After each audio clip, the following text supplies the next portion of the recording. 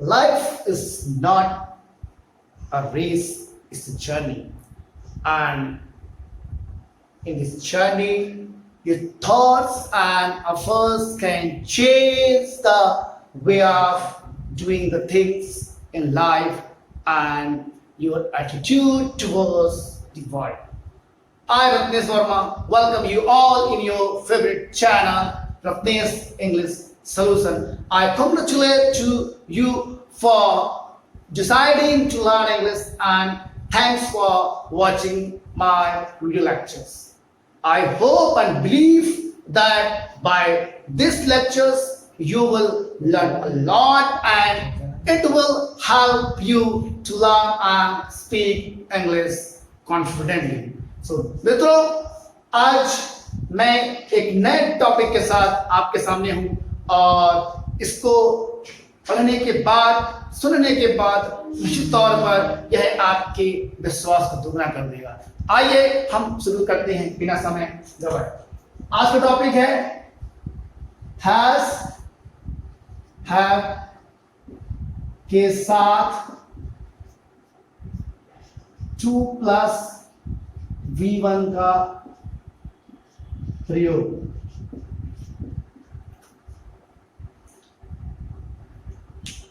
अपने पिछले लेक्चर में हमने देखा है कि हैज हैव का प्रयोग कैसे करते हैं नाउन के साथ। किसी के पास कुछ है, किसी को कुछ है, किसी में कुछ है। जैसे मेरे पास समय है, उसके पास पैसा है, तुम्हारे पास काम है, उनके पास सुविधाएं हैं, हमें आजादी है, उसे समस्या है, उसके सिर में दर्द है, इत्यादि प्रकार के वाक्य हमने बनाना सीखा है। आज उसी वाक्य को आगे बढ़ाते हैं, थोड़ा सा उसमें कुछ जोड़ करके। जैसे मेरे पास किताब है पढ़ने के लिए, उसके पास खर्च करने के लिए पैसा है, हमारे पास नए साल मनाने के लिए दोस्त हैं, मेरे पास तुम्हें देने के लिए अच्छा तोहफा है। इस तरह के वाक्य जो आपको निश्चित तौर पर पसंद आते होंगे, आप कई बार सोचते भी होंगे, लेकिन किसी स्ट्रक्चर्स या शब्दों का ज्ञान ना होने की वजह से आप उसे नहीं बना पाते। तो चलिए आज इसको, इन्हीं वाक्यों को बनाना सीखते हैं। कैसे बनाते हैं? किसी के पास कुछ करने के लिए कुछ है। एग्जाम्पल की बात करें,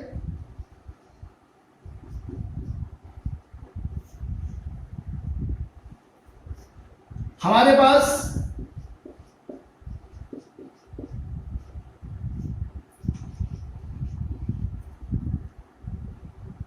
रहने के लिए घर है। We have home to live. दूसरा वाक्य देखते हैं, उसके पास यहां रुकने के लिए समय है। He has time to stay here. अब देखते हैं कि इन वाक्यों को कैसे फार्मूले से बनाते हैं। तो छोटा सा फार्मूला आपको ध्यान देना पड़ेगा, क्योंकि पहले तो हम पढ़ चुके हैं। देखते हैं, इसका स्ट्रक्चर होगा subject plus has oblique have plus noun plus 2 plus V1 plus object. ये आधार पर से आ जाएगा। नेगेटिव में क्या होगा? Subject plus do oblique does plus not plus have plus noun plus 2 plus V1 plus object. Interrogative the same. Do oblique does plus subject plus have plus noun plus to plus V1 plus object. Fourth interrogative negative जो oblique does plus subject plus not plus have plus noun plus to V1 object.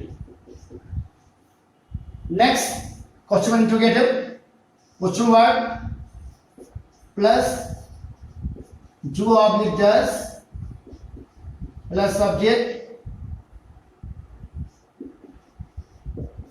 Plus have plus noun plus to plus V1 plus object. Next question word negative question word plus do oblique does plus subject plus not plus have plus noun plus to V1 plus object. ये 6 फॉर्मूले हैं. इनके आधार पर इस sentences को हम बनाएंगे. जैसे पिछले वाक्य में हमने सब्जेक्ट हैज और नाउन तक पढ़ लिया था. टू यहां पर जुड़ेगा. आज भी थोड़ी सी आपको वर्ब के बारे में बता देता हूं. वर्ब क्या होता है. वर्ब को हिंदी में क्रिया कहते हैं. वह शब्द जिससे किसी कार्य के होने का बोध होता है उसे हम क्रिया कहते हैं. अगर मैं सरल शब्दों में बताना चाहूं तो आप यह कह सकता हूं कि जिस हिंदी शब्द के अंत में ना आता है उसे हम क्रिया ये वर्ब कहते हैं. फॉर एग्जाम्पल की बात करें, आना, जाना, उठना, बैठना, खाना, पीना, लेना, देना, पूछना, बताना, मारना, पीटना, खरीदना, बेचना, सोना, जागना, बताना, पूछना, भेजना, प्राप्त करना इत्यादि. कोई भी आप शब्द देखेंगे इन सारे शब्दों के अंत में आपको ना मिल रहा है. इस शब्द के ना अंत में मिलना ही उसका निश्चित करता है कि वह क्रिया ये वर्ब है. तो मुझे लगता है कि वर्ब आपको समझ में आ गई होगी. चलिए अब हम कुछ एग्जांपल्स के माध्यम से इसको और बेहतर देखते हैं.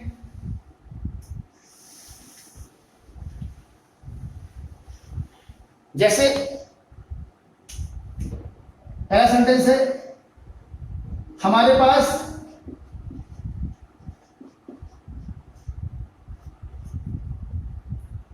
उसे पढ़ाने के लिए समय है. इस सेंटेंस को कैसे बनाएंगे देखते हैं. इस सेंटेंस को दो भागों में तोड़ करके उसे हम बनाएंगे. हमारे पास क्या है पहले ये देखते हैं. हमारे पास उसे पढ़ाने के लिए समय है. तो पहला बात की देखिए कि हमारे पास क्या है. तो निकल के आएगा कि हमारे पास समय है. यह एक बात तो बन जाता है. दूसरा बात, उसे पढ़ाने के लिए क्या होगा. उसे पढ़ाना, उसे पढ़ाना. ये सेंटेंस कैसे बनता है. We have time. ये आप सीख चुके हैं, आपको बनता भी है.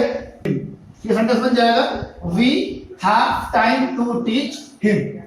अब इन्हीं वाक्यों के हम नेगेटिव कैसे बनाएंगे, इंटरोगेटिव कैसे बनाएंगे, वो मैं कुछ एग्जांपल के माध्यम से आपको बताता हूं. इसे मिटा देता हूं. लेते हैं, हमारे पास उसे पढ़ाने के लिए समय नहीं है. बनेगा we do not have time to teach him. Interrogative की बात करते हैं तो बनेगा क्या हमारे पास उसे पढ़ाने के लिए समय है? Do we have time to teach him? Interrogative negative बन जाएगा इसका। क्या हमारे पास उसे पढ़ाने के लिए समय नहीं है? क्या हमारे पास उसे पढ़ाने के लिए समय नहीं है? Do we not have time to teach him? इसे क्वेश्चन वर्ड ले लेते हैं। हमारे पास उसे पढ़ाने के लिए समय कब है? हमारे पास उसे पढ़ाने के लिए समय कब है? ये क्वेश्चन वर्ड है। इसे मैंने बताया था कि बाकी की शुरुआत सब्जेक्ट से होती है और कहीं पर भी कोई प्रश्नवाचक शब्द यदि आता है तो उसकी जब ये शुरुआत करते हैं, शुरुआत उसी से करते हैं। यहां पर समझने शब्द क्या है? कब। तो क्या होगा? When do we have time to teach him? अगर क्वेश्चन में नेगेटिव बनाना चाहें तो ऐसे कह सकते हैं कि हमारे पास उसे पढ़ाने के लिए समय क्यों नहीं है? हमारे पास उसे पढ़ाने के लिए समय क्यों नहीं है? क्वेश्चन पहले आएगा क्यों लिखा है, क्यों कहते हैं, why do we not have time to teach him. इस तरह से सारे सेंटेंस हमारे बन जाते हैं। अब मैं कुछ वाक्य आपको बताता हूं जिसकी आपको प्रैक्टिस करना होगा या आपने नोट कर लिया होगा। चलिए आगे बढ़ते हैं।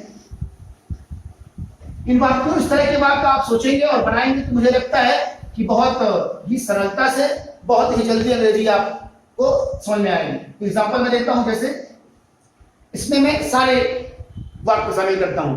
अफर्मेटिव भी रहेंगे, नेगेटिव भी रहेंगे, इंट्रोगेटिव भी रहेंगे, इंट्रोगेटिव नेगेटिव क्वेश्चन वर्ड भी शामिल होंगे। तुम्हारे पास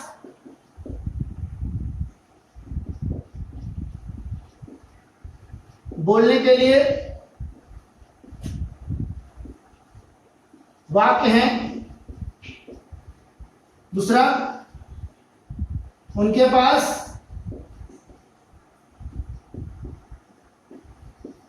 यात्रा करने के लिए टिकट नहीं है। तीसरा, क्या आपके पास हमें देने के लिए कुछ है?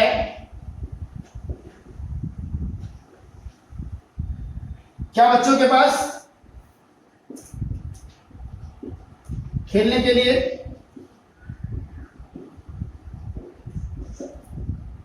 खिलौने नहीं हैं? Do children not have toys to play? Next sentence, उनके पास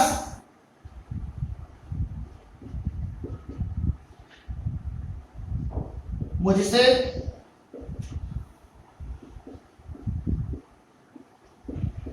मिलने के लिए समय कब है? When do they have time to meet me? इस तरह से ये वाक्य बन जाते हैं। मैंने एग्जाम्पल के 2 वाक्य आपको बना दिए, बाकी सारे वाक्य को आपके अभ्यास करना पड़ेगा। और अगर आप इस तरह के वाक्य सोचते हैं तो आप निश्चित तौर पर, क्योंकि पूरा संभव नहीं है कि बहुत सारे वाक्य आपको यहाँ दिए जाएं, आपको ये चीज समझने के बाद अगर कहीं लगता है कोई चीज समझ में नहीं आई है, आप अपने कमेंट बॉक्स में अपने प्रश्न या सुझाव हमें दे सकते हैं और मैं उन प्रश्नों के उत्तर देने का और आपके सुझावों को स्वीकार कर बेहतर बनाने का पूरा प्रयास करूंगा। इन शब्दों के साथ बहुत बहुत धन्यवाद। मिलते हैं आपके नए वीडियो के साथ। Thank you.